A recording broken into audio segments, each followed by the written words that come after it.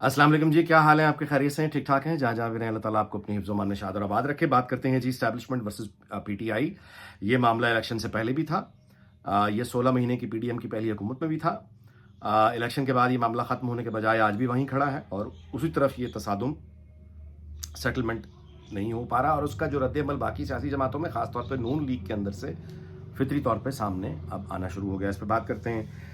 दूसरी जी गुफ्तगू, अभी फ़हद शहबाज ने, नौजवान ने एक रिपोर्ट जो है उसकी वायरल हो रही है, जिसमें उन्होंने बताया है कि एक सीनियर एंकर हैं सहाफ़ी, जिन्होंने इस बात का शुबा ज़ाहिर किया है फ़हद शहबाज से कि उनकी जान को ख़तरा है और उन्हें कत्ल किया जा सकता है वगैरह वगैरह। वो इतने बहादुर हैं कि उन्होंने ये कहा कि उन्हें इस बात से कोई डर तो नहीं है, लेकिन उन्होंने अपना नाम भी नहीं बताया और ये भी नहीं बताया कि उन्हें ख़तरा किससे है। बहरहाल एक है जी कि मैं कत्ल हो सकता हूँ। बस करते हैं बात इस पे, क्योंकि असल तो उसके साथ ही फिर बात करनी पड़ेगी।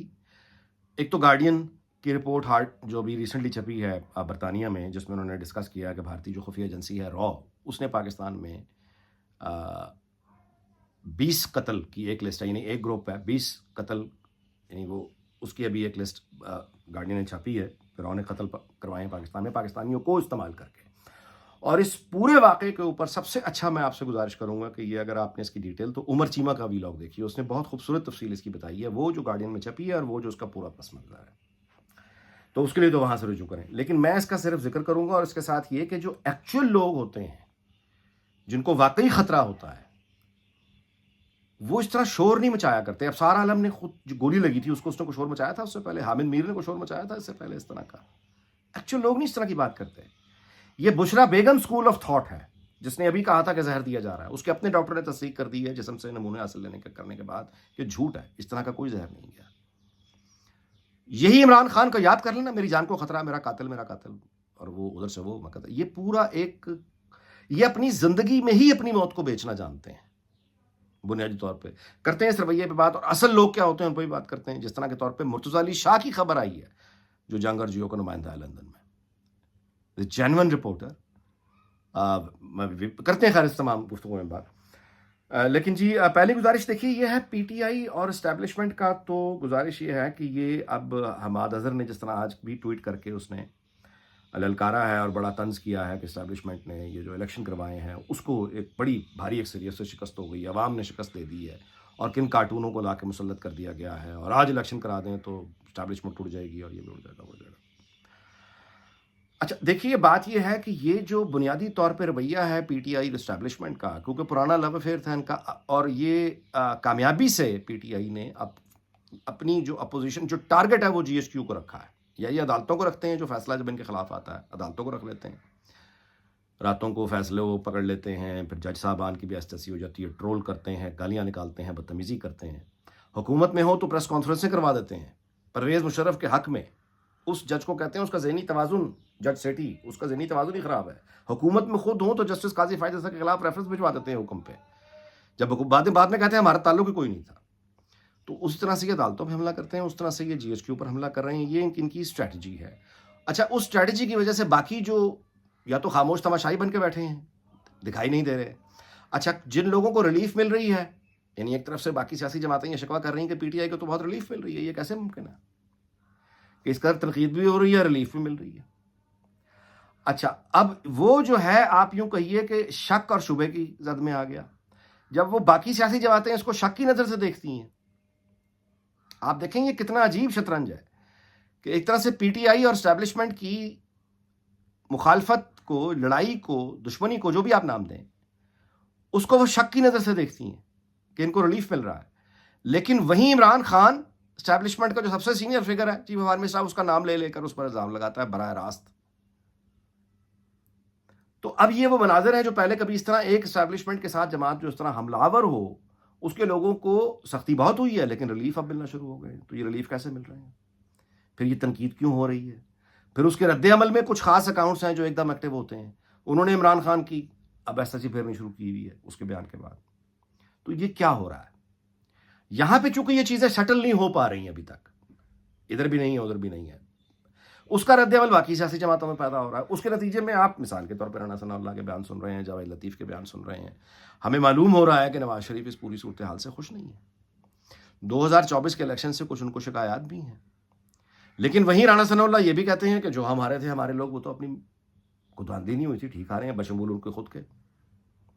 تو پھر اس سے پھر اور یعنی معاملات پیدا ہوتے ہیں. اچھا اب یہ جو لڑائی ہے یعنی عدلیہ اسٹیبلشمنٹ مخالفت، پی ٹی آئی اسٹیبلشمنٹ مخالفت، یہ والا جو ایک پورا شور ہے، اس شور میں وفاقی حکومت غائب ہے، اس لیے بھی کہ خیر وہ نون لیگ کی حکومت تو نہیں اتحادیہ، لیکن کہیں خبروں اس کا کوئی ذکر نہیں ہے.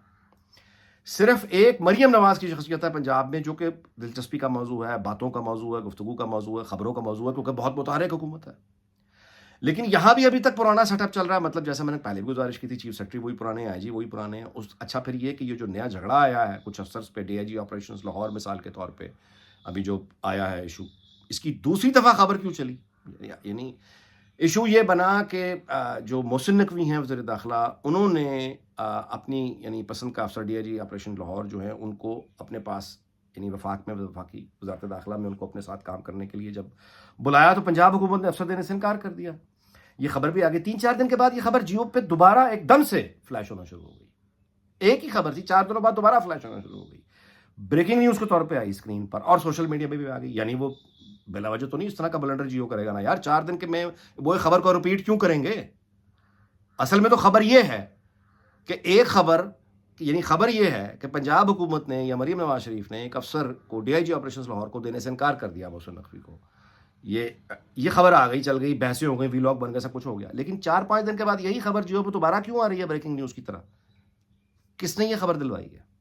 اس پھڈے کی کون ہے؟ کوئی ہے نا، اس کا مطلب کوئی متحرک لوگ ہیں. سو میری گزارش یہ ہے کہ یہ جو جھگڑا ہے پورا فساد پی ٹی آئی اور چونکہ سیٹل نہیں ہو پا رہا اسٹیبلشمنٹ کے ساتھ اور شک و شبے ہیں، تو اس کی جو رد عمل ہے وہ باقی سیاسی جماعتوں میں فطری طور پر پیدا ہوگا. اچھا اب یہاں پہ کیا معاملہ ہے کہ مریم نواز یعنی اپنی متحرک حکومت کی وجہ سے ظاہر ہے کہ وہ ڈسکس ہو رہی ہیں، لیکن ٹیم پرانی ہے، اور نواز شریف صاحب جو ہیں وہ بالکل بیک گراؤنڈ میں خاموش بیٹھے ہیں. جس آدمی کا ووٹ بینک ہے، اگر آپ غور کریں کہ اس کو کیا ملا، یہ مریم نواز کو پنجاب کی حکومت مل گئی، وہ بیٹھ کے یہاں پہ گائیڈ کر سکتے ہیں، یہ بہت بڑی اچیومنٹ ہے، فیوچر میں ان کی انویسٹمنٹ ہے.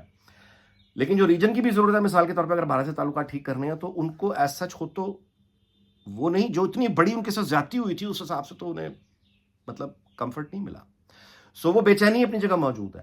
جب یہاں پی ٹی آئی اور اسٹیبلشمنٹ اور یہ معاملے جب سیٹل نہیں ہوتے تو نون لیگ کے لیے کب تک یہ ممکن ہوگا کہ وہ اس ارینجمنٹ کا حصہ بن کے کھڑی رہے؟ یعنی وہ ظاہر ہے کہ اگر ان کو شک ہو گیا کہ یعنی پی ٹی آئی ہینڈل نہیں ہو پا رہی، یا یہ کہ اسٹیبلشمنٹ کے اندر فائنل وہ کنٹرول اسٹیبلش نہیں ہو پا رہا، تو ان کے اندر ایک رد عمل آئے گا نا کہ پھر وہ کہاں ہے. میرا خیال ہے کہ اس طرح کا رد عمل شروع ہونے لگ گیا، وہ وہاں آنے لگ گیا. اچھا اب آگے چلتے ہیں.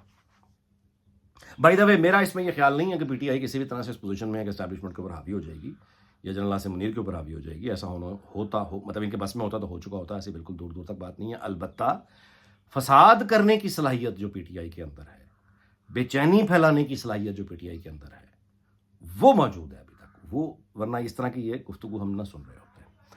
اچھا جی، اگلی بات یہ ہے کہ صحافیوں کے بارے میں جو فہد شہباز نے جیسا مثال کے طور پہ دیکھیے، جو اصل لوگ ہوتے ہیں مثال کے طور پہ ابھی مرتضیٰ علی شاہ ہمارے دوست ہیں، جنگل جیو کے کارسپونڈنٹ ہیں لندن میں، پروفیشنل، میرا ان کا بہت احترام دوستی کا تعلق ہے.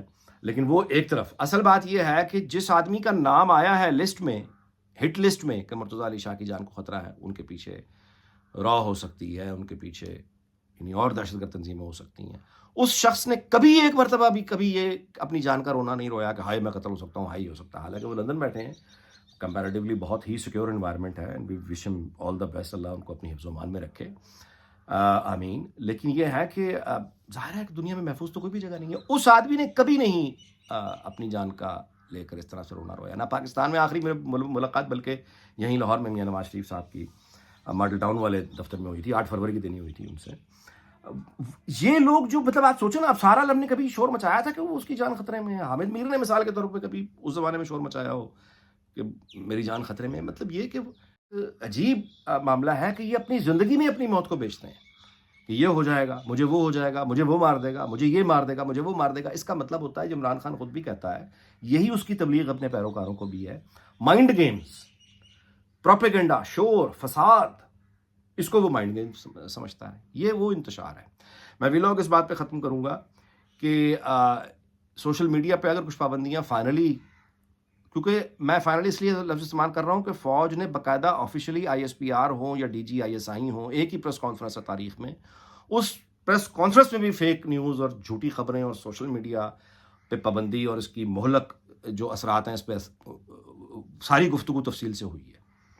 چیف آف آرمی اسٹاف یہ باتیں کئی دفعہ کہہ چکے ہیں، اس کو شیطانی عمل بتا چکے ہیں کہ جھوٹی خبر، فیک نیوز. پورے ملک میں اگر فیک نیوز کے خلاف صحیح قانون سازی پہ کوئی کام ہو رہا ہے تو پنجاب میں ہو رہا ہے، جو مریم نواز کر رہی ہے. لیکن وفاق میں کیا ہو رہا ہے؟ باقی ملک میں کیا ہو رہا ہے؟ پیمرا نام کا ادارہ کیا کر رہا ہے؟ مطلب ٹی وی چینلز پہ، اچھا ٹی وی چینلز ہم چلیں ایک سائڈ پہ کرتے ہیں، سوشل میڈیا پہ کیا ہو رہا ہے؟ مطلب چیزیں تو ابھی تک چل رہی ہیں، جھوٹی خبریں تو چل رہی ہیں، یوٹیوب پہ بھی چل رہی ہیں. سو آئی ہوپ کہ مریم نواز جو ہیں یہاں پنجاب میں جو قانون سازی کر رہی ہیں اس کے بعد وہ ایک عملی انشاءاللہ مظاہرہ ہم دیکھیں گے. اور یہاں پہ شریف خاندان کو تو چاہیے کہ ان جھوٹے نیوز چینلز کو، سب نیوز چینل کو عدالتوں میں لے کے جائے اور کہے کہ جو جھوٹا پروپیگنڈا میرے خلاف کیا تھا سب کا یا تو ثابت کر دو کہ یہ تم نے سچ بولا تھا، واقعی مطلب ہے کہ تم نے ہمیں کہا تھا چور ڈاکو، تم نے ثابت کر دیا، ورنہ اس کا جرمانہ دو. میں آپ سے گزارش کروں شریف خاندان اگر یہ ایئر وائز سمیت یہ جتنے جھوٹے نیوز چینل ہیں ان سے اگر اپنا جرمانہ وصول کر لے تو 90% نیوز چینل بند ہو جائیں گے، بینکرپٹ ہو جائیں گے. تو پھر باقی کسی عام آدمی کو بھی امید ہو جائے گی انصاف ملنے کی. سو امید کرنی چاہیے پنجاب میں یہ ہوگا، لیکن باقی پاکستان میں کس نے کرنا ہے؟ تو یار آپ اسٹیبلشمنٹ کو بھی دیکھنا چاہیے کہ اپنا کنٹرول جو ہے اسٹیبلشڈ جب ہوتا ہے تو پھر اس پر سوال نہیں اٹھتے. اب اٹھ رہے ہیں تو کوئی وجہ ہے نا کیوں اٹھ رہے ہیں. اس دعا کے ساتھ کہ اللہ تعالیٰ پاکستان اس کے تمام ہمسایوں دنیا بھر کو شاد اور آباد رکھے. آپ سے اجازت چاہتا ہوں، اگلے ویلاگ میں ملاقات ہوگی. اپنا بہت خیال رکھیے گا. اللہ حافظ.